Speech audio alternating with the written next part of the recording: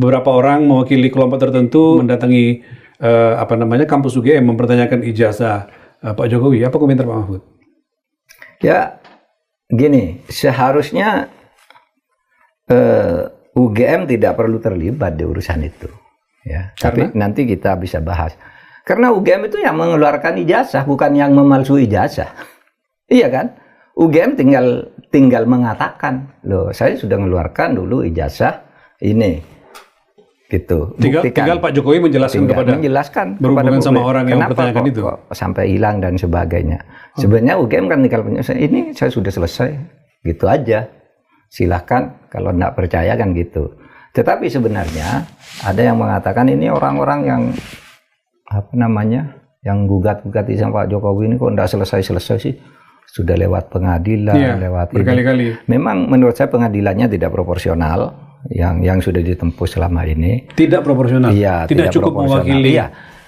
Kalau mau sebut itu diadili oleh peradilan perdata. Perdata itu adalah konflik kontraktual antara dua pihak. Nah, Pak Jokowi ini konflik dengan siapa secara perdata urusan ijazah? Nah, ada kan? Ya betul, pengadilan negeri kami tidak berwenang, tidak salah. Kecuali kalau pidana, Pak ya? Kecuali kalau pidananya sudah. Pidana ini kan ada dua. Satu yang melakukan pemalsuan, dua yang menuduh melakukan. Ini yang dituduh melakukan pemalsuan ini belum diadili soalnya. Ini malah yang menuduh, yang ditangkap lebih dulu. Sementara ini tidak dikelirkan. Sebenarnya kalau masuk ke sini bisa. Itu yang belum terjadi ya. Lalu yang lebih gila lagi kan, katanya, oh ini kalau terbukti ijazah Jokowi ini palsu, seluruh keputusannya selama menjadi presiden batal, itu salah. Kalau di dalam hukum tata negara enggak begitu, di dalam hukum administrasi tata negara enggak begitu. Kalau hanya presiden tidak memenuhi syarat lalu jadi dengan cara memaksa, dengan cara manipulasi, lalu semua keputusannya salah. Dulu Bung Karno juga salah. Mengambil kekuasaan yang melanggar konstitusi dari mana? Dari Belanda. Belanda tuh punya konstitusi yang disetujui oleh PBB waktu itu, bahwa Indonesia itu bagian dari Nederland. Tapi Bung Karno lawan konstitusi itu. Satu, Bung Karno mengeluarkan dekret itu melanggar konstitusi.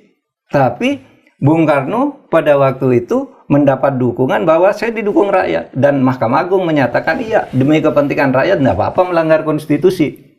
Maka dekret presiden itu dianggap sah. Orde Baru juga begitu. Nah, oleh sebab itu dalam hukum tata negara itu memahaminya bukan begitu. Kalau keputusan presiden itu hukum administrasi negaranya ada asas namanya asas kepastian hukum.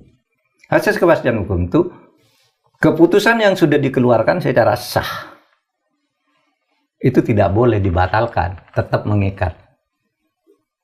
Nanti ada perhitungan ganti rugi, bukan ke misalnya orang yang misalnya ya Pak Jokowi terbukti ijazahnya tidak sah, misalnya ya, palsu. Lalu kontrak-kontrak dengan luar negeri, dengan perusahaan-perusahaan apa itu dan sebagainya itu batal, nggak bisa. Bisa dituntut kita secara internasional.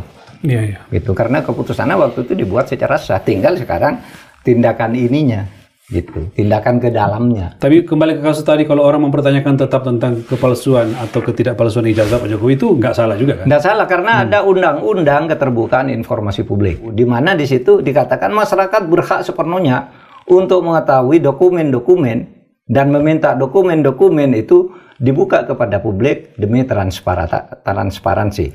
Kalau tidak mau buka, ada pengadilannya namanya Komisi Informasi. Itu dia bisa mengadili, ya. Semacam peradilan semua yang keputusannya mengikat harus dibuka, buka. Siapa nanti dibuka aja di KPU mana Solo, ya kan? Dulu daftar pertama KPU Solo, ketika namanya masih Dr. Andes Joko Widodo. Sesudah jadi presiden juga ada ijazahnya lagi kok, jadi insinyur Joko Widodo. Itu semua kan nanti bisa dibuka ke publik. Apa yang sebenarnya terjadi, gitu ya. Baik.